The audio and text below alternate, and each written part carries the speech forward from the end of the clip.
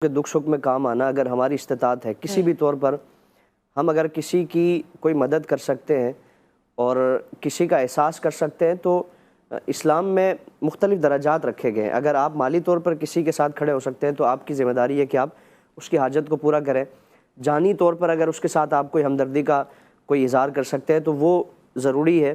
اگر اس طور پہ بھی نہیں کر سکتے تو کم از کم دلی طور پر اس کے بارے میں احساس کرنا، اپنے دل میں اس کے بارے میں جذبات اور نیک خواہشات رکھنا، یہ تاکید فرمائی گئی ہے۔ اور اگر کوئی بھی اگر اپنی استطاعت کے مطابق کوئی بھی اگر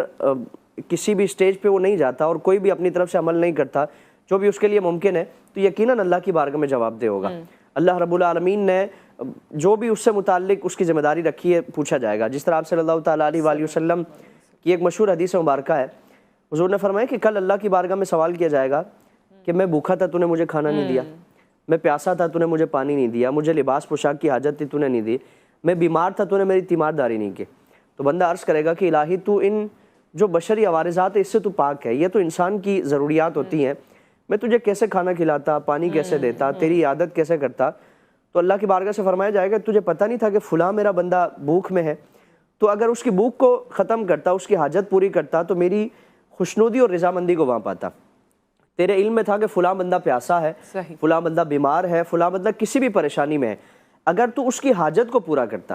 احساس کو بیدار کرتا، اس کی تو اپنے طور پر جو بھی ممکن تھی تو اس کی مدد کرتا، اس کے ساتھ کھڑا ہوتا، تو فرمائے کہ میری رحمتوں کو اور میری رضا کو وہاں پاتا۔ یعنی یہ مخلوق کے ساتھ جو بھلائی کا معاملہ ہے، اور قرآن کریم میں تو اللہ رب العالمین نے اس کی نسبت اپنی طرف فرمائی۔ قرآن کریم میں فرمائے کہ من ذا الذی یقرض اللہ قرضا حسنا، کون ہے جو اللہ رب العالمین کو قرض حسنا دے؟ تو صحابہ نے عرض کیا رسول اللہ ہم قرض حسنا کیسے دے سکتے ہیں؟ اللہ تو ہماری چیزوں سے پاک ہے، ہم سب اس کے محتاج ہیں۔ تو فرمایا کہ تم اس کے بندوں کے ساتھ خیر خواہی کرو، یہ تقاضا اس کی طرف سے فرمایا جا رہا ہے۔ یعنی کسی بندے کے ساتھ نیکی کرنا، یہ اللہ رب العالمین نے اس کی نسبت اپنی طرف فرمائی کہ تم کسی بندے کو کھانا کھلاؤ، گویا نسبت اپنی طرف فرمائی کہ اگر تم یہ کرو گے تو میری رحمتیں تم پر نازل ہوں گی، تمہیں اپنے حصار میں لے لیں گے۔ اور پھر ایک اور حدیث میں تو حضور نے اس مخلوق کو جو آج ہم اپنے معاشرے میں دیکھتے ہیں نا، اور جس کے بارے میں کبھی ہمیں شاید اپنی پرتعیش زندگی میں احساس بھی نہیں پیدا ہوتا کہ ہماری زندگی کیسے گزر رہی ہے اور وہ کس پریشانی میں ہے، حضور نے فرمایا کہ یہ اللہ کا کنبہ ہے، الخلق یعل اللہ، یہ اللہ رب العالمین کا کنبہ ہے۔ یعنی جس طرح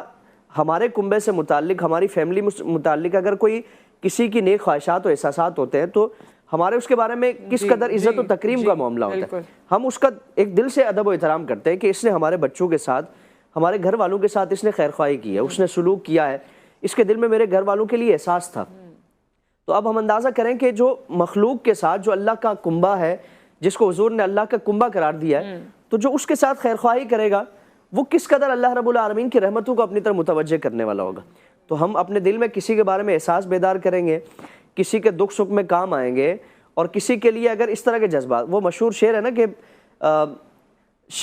درد دل کے واسطے پیدا کیا انسان کو، یعنی اللہ رب العالمین نے اسی لیے انسان کو پیدا کیا کہ درد دل کے واسطے پیدا کیا انسان کو، ورنہ طاعت کے لیے کچھ کم نہ تھے کرب ہے۔ فرشتے بھی اللہ کی عبادت کرتے تھے، جنات کا جو ابو الجن ہے جس کو اب ابلیس کہا گیا، راندہ درگاہ ہوا، اس نے تو زمین کا چپا چپا اللہ کی عبادت سے بھر دیا تھا۔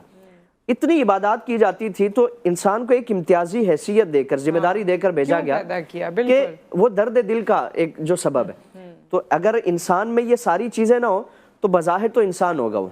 لیکن اس میں تو پھر اس میں اور جانوروں میں، بلکہ جانوروں میں بھی احساسات ہوتے ہیں، جانوروں میں ایک دوسرے سے متعلق جو اس طرح کے خواہشات اور ایک دوسرے کے دکھ سکھ میں کام آنا، وہ بھی ایک دوسرے کی مدد کرتے ہیں۔ تو انسان تصور کرے کہ اگر وہ بالکل ان جذبات سے آ رہی ہے تو وہ تو ان جانوروں سے بھی کیا گزرا ہے، وہ پتھر میں اور اس میں کوئی فرق نہیں رہے گا، صرف انسان جیسا وجود اس کا ہے، باقی جذبات وہ جو بھی انسانیت سے متعلق ہے وہ اس سے آ رہی ہوگا۔